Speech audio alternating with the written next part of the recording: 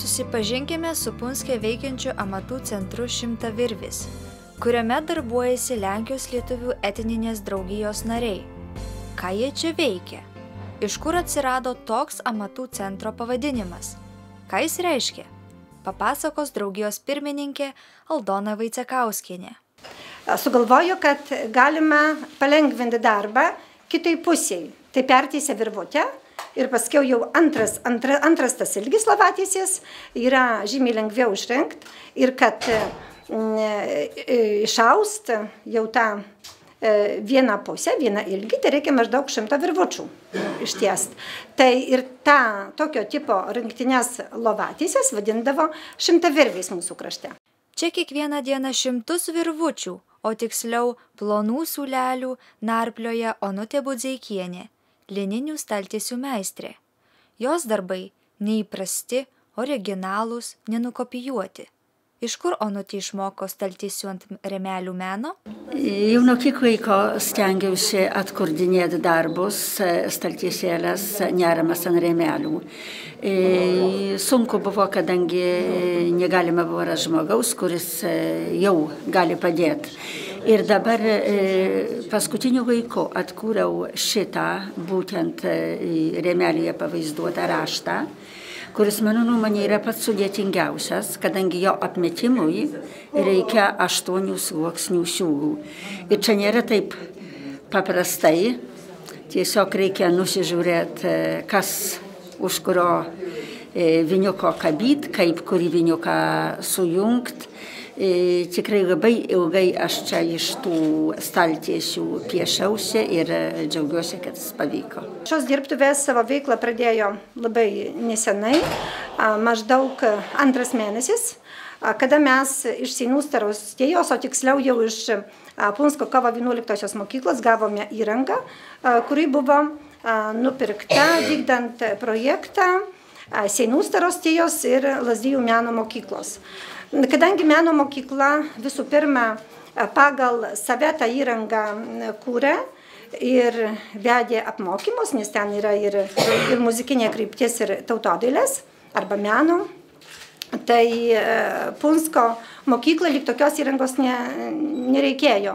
Ir tada, svarstant įvairias galimybės, kaip čia toliau su tom dirbtuvėm daryti, kad jos nestovėtų tuščios, kad nebūtų ir ta įranga nerūdytų, tai buvo perduota Lenkijos lietuvių etninės kultūros draugijai. Ir čia aš vadovė tiek, kad esu tos draugijos pirmininkė. Ir dabar vėl mes sukam galvas, kaip mums išgyventi. Draugijos pirmininkiai tenka nemaža užduotis – tinkamai ir prasmingai išnaudoti gautą įrangą, kurią galėtų dirbti paskiri žmonės. Mes tik tai turime, galim sakyti, kad visuomeniniais pagrindais dirbančius atskirų dirbtuvių vadovus, savo srities meistrus. Tai va būtent mes ir apeisime tas visas dirbtuvės, parodysime. Tai visų pirma, čia yra audimas, tradicinis audimas, tradicinėmis staklėmis, kur galima išausti ir paprastą taką, ir rankšluostį, ir staltiesėlę, ir lovatėsę.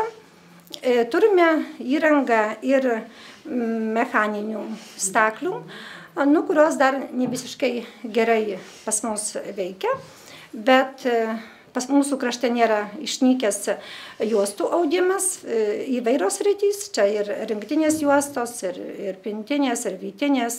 Ir irgi turime ne vieną, kelis žmonės, bet juostų audimo meistrė, tai va būtent etnografė Anastutė Sidarienė, kuri čia yra. Ir taip pat mes bandėme Vilnos vėlimo, kaišimo technikų, ir visai neblogai sekėsi.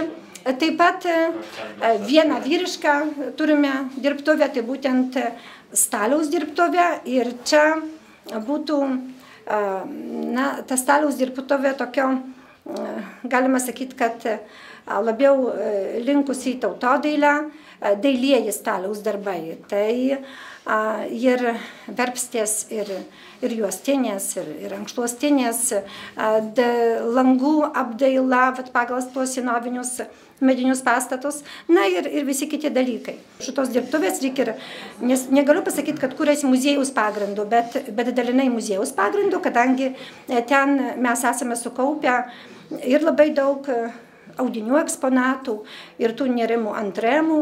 Ir mes irgi norėjome, kad tai, kas mūsų krašte buvo, kad išliktų gyva ir toliau.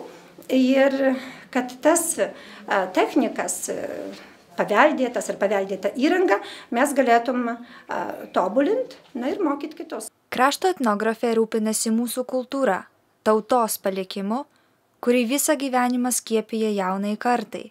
Tai ji perima lietuviškos kultūros estafetę, perduodama nuo senų laikų.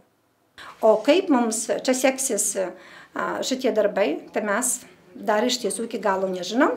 Galvojom įkurti socialinį kooperatyvą. Čia šitie kooperatyvai pasirodo, kad Lenkijoje paskutiniu metu yra populiarūs, tik gana sudėtingos yra kooperatyvo gyvavimo sąlygos.